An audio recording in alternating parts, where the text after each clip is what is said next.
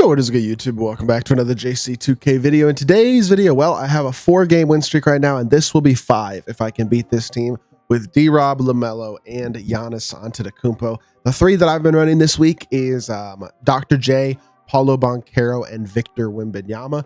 But I do believe that there is a lot of different versatile lineups you can use. I think you need to have size at your center position, though. If you don't have KP or Wemby, that should be D-Rob. If you have one of those guys, probably one of them.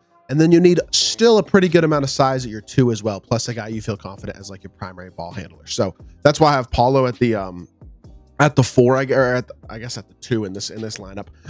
And then obviously I have Dr. J as my primary ball handler at the 1. But the reason that I have Paulo is because let's say I run into somebody who's running Wemby and David Robinson, which I actually played earlier, except he had Yao and David Robinson is who he had. He as our opponent smacks all white. Don't want to see that.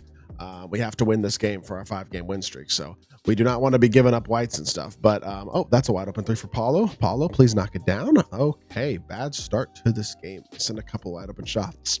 But again, you see the importance of lineup makeup with this team because they have guys who can switch and guard, especially with Paulo, somebody who can guard big, and that's valuable. But he has the athleticism and floor spacing as well to provide other things on the court, and so I do like the positioning or having Paulo on this team for sure. Like this dude, by the way, doesn't seem like he's that great, so I think we should be in an all right position as long as I can just stop missing shots and not give up wide open whites. Like that one's contested right there, and that one should be off, and it is beautiful stuff. Throw it up to Wemby here to the corner to Dr. J. He jumps, or he didn't jump, but he blew by, and Dr. J gets himself a dunk. We take a 7-3 lead. This looks to be a pretty easy win. Honestly, I'd say this 5-game win streak was not that hard this week. I didn't get any like super duper tough matchups. My toughest matchup was probably my first, to be honest. And so I like the looks of that. Now that's a good shot. I got to play better defense than that. Can't make it that easy for him because if he gets wide open shots like that, he could definitely come back. So we got to make sure we're smart. But downhill drive again. I hope y'all can't hear my nose. It's like vibrating right now almost. I don't know what's going on. But we are in a good spot here, 9-6 lead, and let's see if we can just maintain some defense. We got 1 or 2 more stops, and this game is pretty much over. Just got to force him into a couple tough shots if we can. Stay in front, move laterally, and he gets a blow by on Dr. J and finishes the dunk. That's annoying. All right, this dude's keeping the game close, if nothing else, and so this ain't easy, which is, I mean, obviously you'd like it to be easy, but as long as we hit this, we'll be in a good spot. Okay, knocked it down, 4-point lead, very good. Needed that shot. If I had missed that one, it would have potentially gotten a little bit sketchy there, but we got a 4-point lead. That's a bad shot, should be off board. Okay, cool. We score here. We're pretty much in the driver's seat at this point. I'm stopping and shooting again. I know I've greened a couple 3s in a row, but we green another one. Let's go.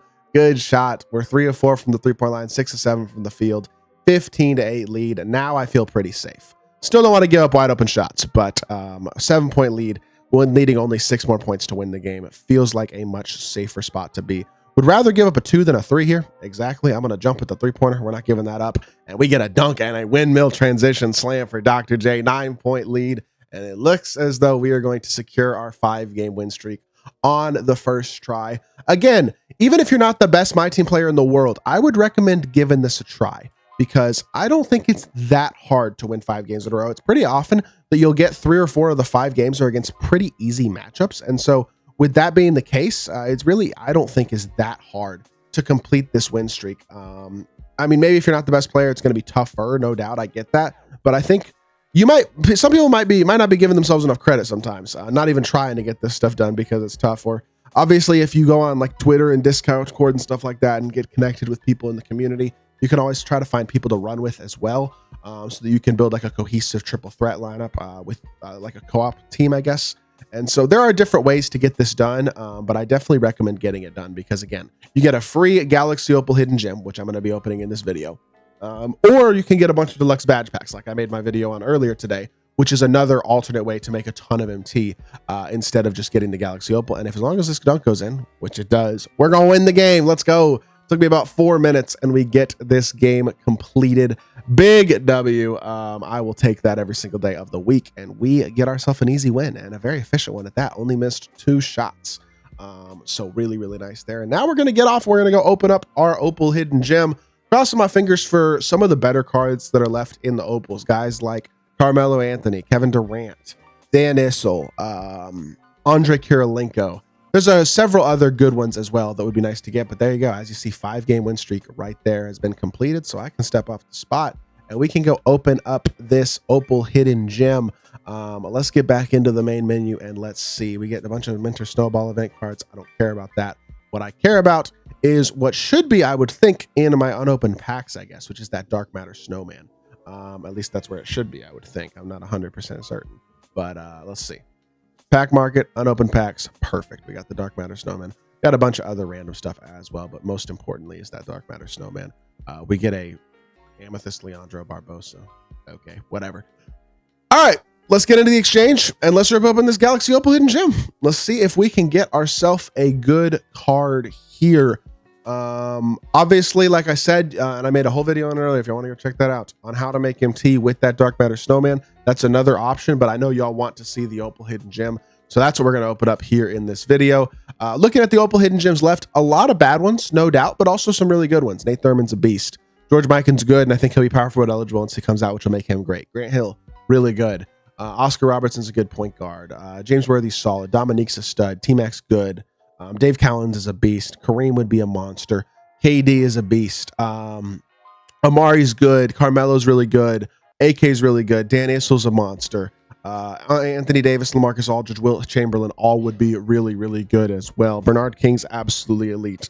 Like, there are clearly still a lot of good Galaxy Opals that we could pull, and then there are a lot of bad ones. Nate Archibald, Darren Williams, Tony Parker, Bob Cousy, etc. A lot of cards as well that we don't want to see that would be pretty disappointing pulls. So, with that being said, put your guess in the comment section who you think I'm going to get. Let's rip this open. 3, 2, 1, and it is going to be...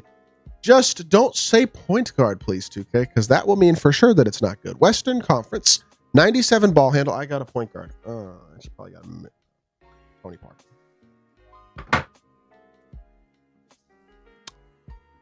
Should have just done the badges. Gosh dang it.